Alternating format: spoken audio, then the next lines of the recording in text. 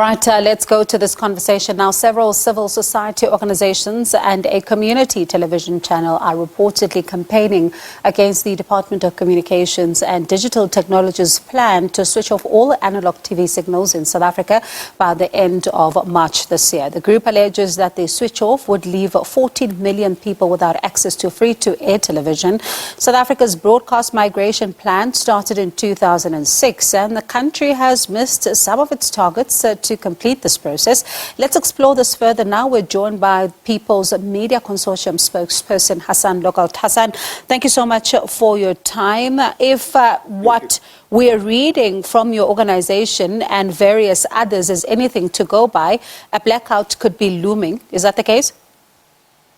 Yes, for us, very definitely. I mean, the ministry and others try to deny it. But, you know, if you cut off these communities from analog connections, what you end up doing is de facto disenfranchising them. You know, the switch off is a stroke of the pen through a gazette, but you know, it means that 14 million people will not be able to get the TV programs that they become accustomed to, which is their right, the right to communicate. But it also cuts them off from their favorite soapies, which they, you know, connects with the right to recreate, to rest, you know, if they're working or if they're under stress, you know, Muvango, Skimsam, all those kind of things will not be available any longer. So the ministry has failed. The minister, though, has been saying for quite some time now, including recently, that there is no South Africans that would be left behind during this migration process. If listening to what you're saying, you don't sound convinced. Well, the ministry took a long time to reply. Today we got a reply via a media release. They say they switched off 5 provinces without any blackout.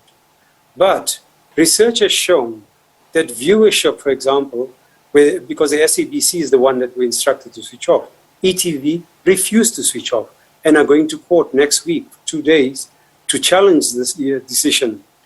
But SABC's viewership in those provinces have declined by about 30%. And ETV has shown a corresponding growth of about 40% in viewership. And that is an insult, because you guys at SABC have worked so hard to develop your viewership, and you can't have bureaucratic measures step in. There are many, many problems that that must be addressed. If the ministry could simply just talk to the major stakeholders. In next week's court case, taken up by ETV, 2 of the NGOs part of this movement, SOS and Media Monitoring, are seeking to become friends of the court. And the ministry are opposing them. Why? Listening to what you're saying, then it sounds like the level, the playing fields are not level here, because you say that, of course, SABC is now finding itself in the back foot, and, you know, the ETV is not. In fact, as you say, it is gaining. I wonder, how then does the ministry begin to resolve this particular problem? Would you say that a delay in phasing in this particular migration might be an option here? It's one of our demands, but let me tell you where the problem is. They have failed to do the educational programs. They have failed to roll out the set-top boxes. You know, this box that you put there, we're supposed to connect your TV, if your TV is not very old, right? They failed to roll it out. Government, I think, produced 1.5 million of these, and I think over 600,000 only have been taken up. But in the 2 provinces where there's large populations, like the Western Cape and Gauteng, the take-up has been quite small. So I think that they must stop being kragdadig. These days are gone. You've got to talk to people you don't agree with, right? And if SABC are losing simply because they are following the government's dictate, this is a problem. And if ETV wins next week, it's a problem, because these are part of the demands we are making. Delay the final analog switch off for frequencies unless the following conditions have been met.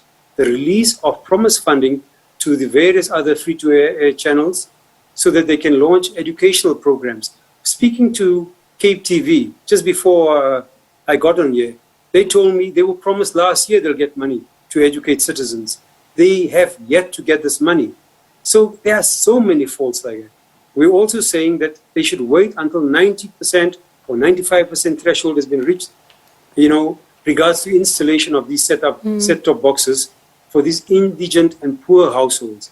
Because if you simply leave the poor out in the height of our poverty and inequality post-COVID, you are denying them the one pleasure they have, watching TV.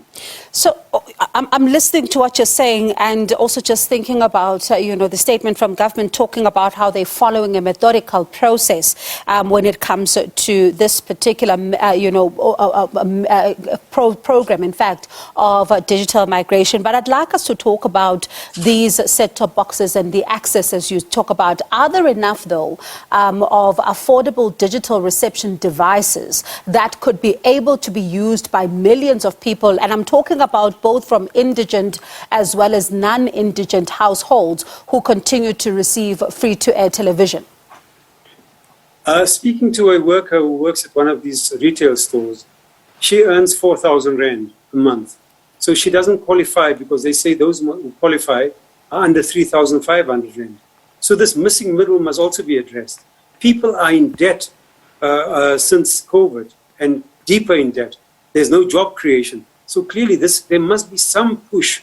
Educational programs, consult with the free-to-air broadcasters, include them in decision-making, talk to the NGOs that you differ with, do not exclude them, do not oppose them in court. There must be a holistic program to make sure this rollout works and to show people the benefits of digital. But you cannot cut them off and say, that's your benefit. Because by doing so, you are committing a gross violation of the Constitution. And that is unfair.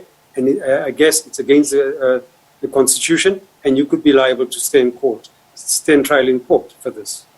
All right, Hassan, it really sounds like a long way to go. And of course, we're going to be watching that court case that you're talking about. I mean, one can even hope that, as you say, in this particular process, the issue of the missing middle, the issue of the leveling of playing fields here is one that is addressed as well on the sidelines for the many South Africans who are really relying on this. But thank you so much. We'll have to leave it there. Thank you so much for your time. That was Hassan. Thank you. That was Hassan Logart, spokesperson for the People's Media Consortium.